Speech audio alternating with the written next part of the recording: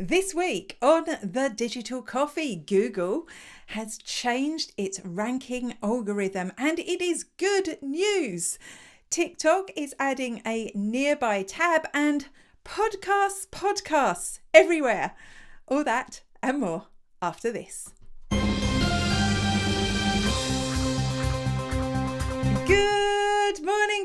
Good morning, and welcome to the Digital Coffee. This is your weekly dose of digital marketing and social media news for small business. My name is Amanda Webb. I am your ROI mentor and consultant. What does that mean? That means I help businesses just like yours make more profit, more return on investment on the time, the energy, and the money that you spend online. You are very welcome to the show. Before I get going on the news, just a reminder that at 10:30 a.m. over on Twitter, I host a Twitter space alongside my amazing co-host, May King Sang, where we talk about these stories in a little bit more detail. May King says what she thinks about them. We sometimes disagree. It's all good. So if you are a Twitterer, do head over to my Twitter account after the show, which is at Spiderworking, and you will see a post pinned to the top of the feed if you want to join in. If you're on desktop, you can just listen in. If you are on mobile, you can also come and have your say as well, and you would be very welcome. So a big shout out to everyone watching on Facebook. Hello, do say hello. I would love to know what you have in your mug today. What are you drinking alongside my digital coffee? And it truly is digital because there's actually nothing in here. Sadly, I have had tea. If you're on LinkedIn, hello. And if you're on YouTube, hello. I'd also love to know if you subscribe to podcasts. And if you do subscribe to podcasts, how many podcasts do you subscribe to? Really interested to know about that. But without further ado, I'm seeing no comments. So either my machine isn't working or you're all being very quiet this morning. Okay. I feel like I need to put my glasses on and check the very technical thing. Okay, but enough of that. Enough of all that stuff. Let's see what's in the news. I'm Esther. And I'm Melanie. From the Monday Morning Marketing Podcast. And you're watching the Digital Coffee with Amanda Webb. Right for people, not for robots. We all know that, right? You know that. You're a smart marketer. You know that when you are writing content for websites, that's what you've got to do. But now Google are saying it. They're saying it so strongly that they're including it in their latest ranking algorithm update. What is the ranking algorithm? Well, it's exactly what it just sounded like. It's the thing that decides what order things appear in search results on Google. And it's constantly updating this algorithm to ensure that people can't game it. And the latest update is a good one because it does say it is going to value content that is written for people over content that is written to game the algorithm, which you imagine it always did. But, it often failed. What it's saying is we're rolling out a series of improvements to search to make it easier for people to find helpful content made for and by people. Good news, right? Sounds good. So who is going to not benefit from this? Who is going to see their position in search rankings decline? Well, they give an example of an aggregated site. So this is aggregated content, not original content at all. And original and quality are two of the words that they're really fixated on here. They give an example of a film review site. On that film review site, it brings together reviews for, say, a specific film from across the internet onto one page. Google doesn't like that anymore. It's going to push that down the feed, or push that for the feed. That's social networks, Amanda. That's not Google. It's going to push that down the search results. And instead, you're going to see more reviews are actually written by people that are quality, in-depth reviews for that same film. So that's who's going to benefit. Who's going to benefit? It's people who are creating content for their website, people who are blogging on their website with good quality content that is written for people that don't use any spammy tactics to try and game the feed, which can only be good news, right? Can't it? I can see YouTube's working. Hello to Howard Howie. I really cannot see anymore. I really need to start wearing glasses for these broadcasts. Hello, you're here. It's great to see you. And thanks for all the links you sent me this week, by the way. Good morning to Making, also on YouTube. I really can't read this at all. I swear my eyesight has got bad overnight. Morning. You're having Ribena. Ribena. Ooh, reminds you of your childhood. Mine too. But now I want to go and buy a bottle. Is that a bad thing? That is the power of influence, I tell you. And I can see Howard is talking over there to Making. So if you are watching somewhere else other than YouTube, please, just so that I know that my machine is working properly, let me know you're there. Let me know what's in your mug. Tell me how many podcasts you subscribe to. There is a reason I'm asking that question, and all will be revealed shortly. Hello, this is Nicole from Wonderstars, and you are watching Digital Coffee with Amanda Webb. Good news for local businesses who want to attract TikTok users. It is Friday after all. TikTok is testing out a new tab on the feed. So right next to where you have your For You and your Following tab, you will have this new Nearby tab. And in the Nearby tab will appear posts that are tagged in locations near your location. Which sounds good, right? Because suddenly local businesses are going to be discoverable. But one thing, what is this tagging of locations? This, as far as I know, in my limited experience of TikTok, is not something we can currently do. We can't currently tag locations. So this is going to go side by side with the ability to tag locations. It's going to be fabulous for both the users to be able to find local people who are using it, maybe build a bit of community offline with those people. But also, if you're a business, tagging your location means that you are going to come up and people are going to see what your coffee of the day is, always referring to my local coffee shop, or what your cake of the day is, or it's all about food, or any special offers that you have on at the moment. But it's not just you even tagging yourself in those posts. You can encourage your customers to tag themselves in those posts as well. So it's going to be great for discoverability. It's only in the testing phase at the moment. They're testing it in certain locations across Asia. But if this works out, this could be great for UGC.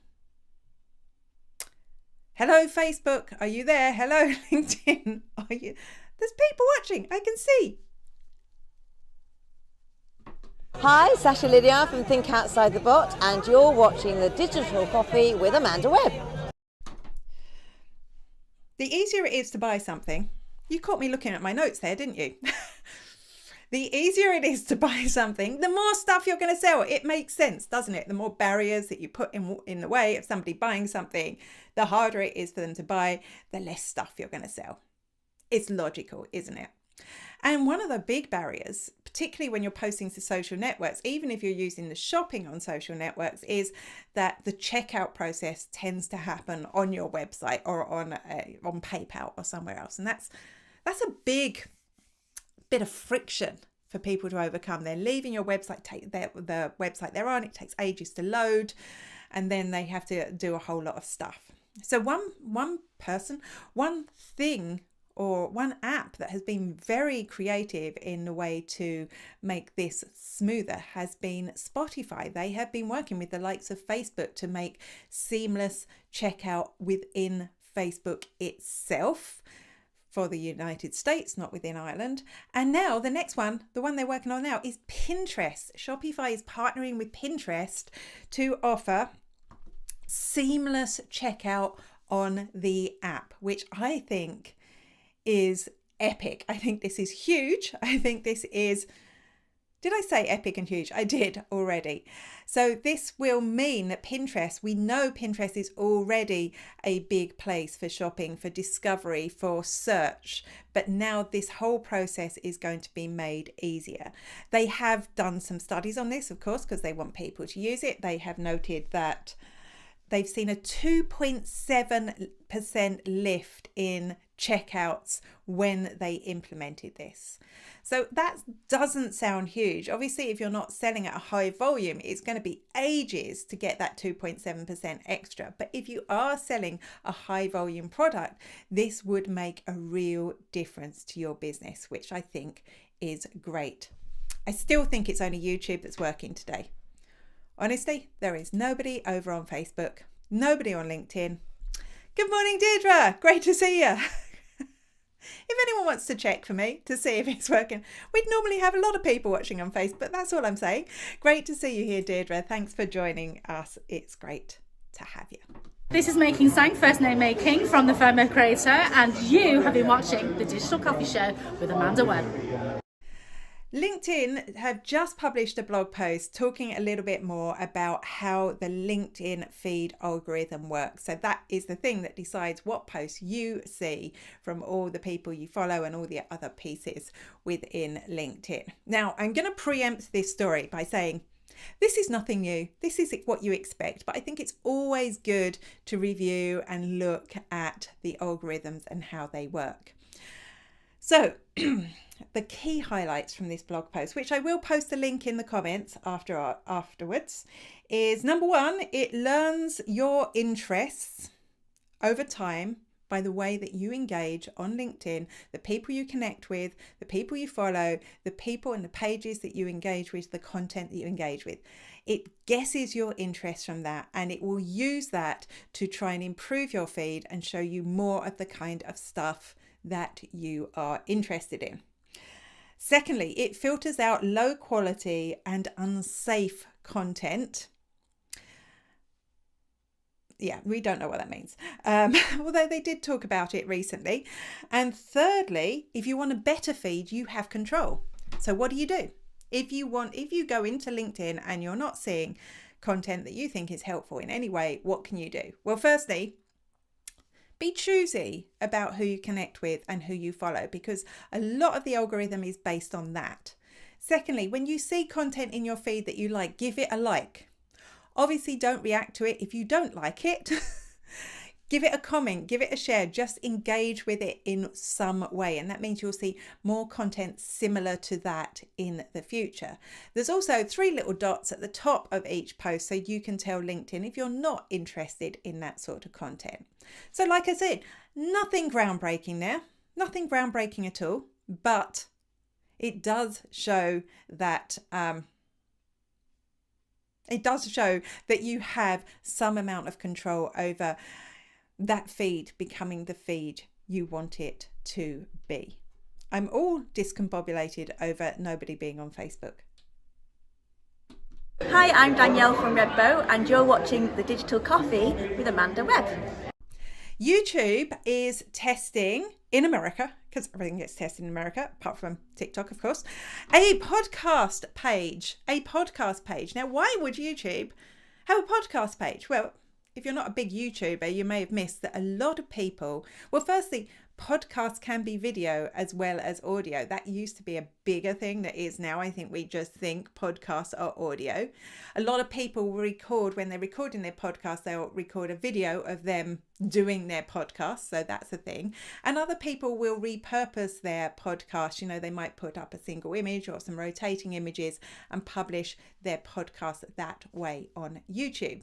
So YouTube wants to make this more accessible to people. It's not just a video platform. It is a media platform, or that's what it's trying to say here. And on this podcast page, which, let's face it, looks a lot like Spotify, you will be able to go in, you will be able to see carousels of podcast episodes for specific podcasts. You'll also be able to listen to audio versions of podcasts. At the same time, Twitter is working on supporting podcasts. It's going to appear in the Spaces tab, which is now going to, I guess, just be an audio tab. And weirdly, Facebook just ended its experiment with podcasts. So It's an interesting one, isn't it? You know, podcasts have been around the entire time that I've been digital marketing, but there's a lot more of them out there now. So is it a case of each of these social platforms just wants to become the media, the channel that we tune into for all our entertainment needs? It's a big question indeed. I'm Ant McGinley and you're watching The Digital Coffee with Amanda Webb. Looks like Instagram isn't finished with full screen, the full screen feed. We thought the full screen feed was over because you may remember they were doing a test where it looked like TikTok when you logged in and you had to swipe up to just go from thing to thing. There was very little text, or you had to expand it to see the text. It was full screen, full on TikTok competitor full of videos, and people didn't like it. They didn't like it, and the Kardashians came out and say, hey, Instagram, we don't like this. Can you fix it? And they did. They said, look, we know you don't like this. They got a big petition up saying, we don't like this. They said, we know you don't like this. We're going to end this experiment. But it looks like they're still just a little bit attached to the experiment. Because look, they seem to be testing the option, if you want to switch to a full screen feed. And that means that they're hoping enough people will switch to a full screen feed eventually that they will be able to roll it out again. You know, people don't like it, Instagram, get over it. I don't know what to say about this really, except for come on Instagram, you know, give us a break. At least give us a few months before you start testing something like that again. Hey, I'm Christine Gritman, and you are watching The Digital Coffee with social media superstar Amanda Webb. I'm sad today. I am sad because you may remember a while back I got really excited about Pixy, which if you don't remember, it's a Snapchat drone. It was yellow, Snapchatty, and it could fit into the palm of your hand. And you'd launch it. It would follow you around. It would take photographs and videos of you, upload them to your Snapchat account, but you could download them then and use them elsewhere. And it was at a really reasonable price point. I couldn't wait until they launched it in Europe so I could get my hands on one. But you know what? That is never going to happen because they have halted production of the Pixy. So the first thing that I went to do was go over, the page is still there for buying it. You can buy it in the United States. I'm not sure if it's out of stock or not because it wouldn't let me go any further. But it is the end of Pixy. Why? Why are Snapchat getting rid of this? Well, we figure it is because of loss of revenue. You know, Facebook weren't the only social network that were hit by a decline in advertising revenues after the Apple iOS update last year. You know, now that ads are less relevant, less people are using them. And we know Snapchat is bridging that gap. We know it is doing that by bringing in a subscription service and looking at other ways it can monetize. But the victim of all this is the Pixy drone. And you know what? That makes me sad. I will never own a Pixy drone. And that, good morning to Kate, who's drinking tea. Facebook is working. Good morning, good morning. That is it for the Digital Coffee for this week. I will be over on Twitter at 10:30 a.m. with Making Sang, where we will discuss these stories in more detail. But if you can't make that, I will be back here, same bat time, same bat place next week. Until then, bye-bye.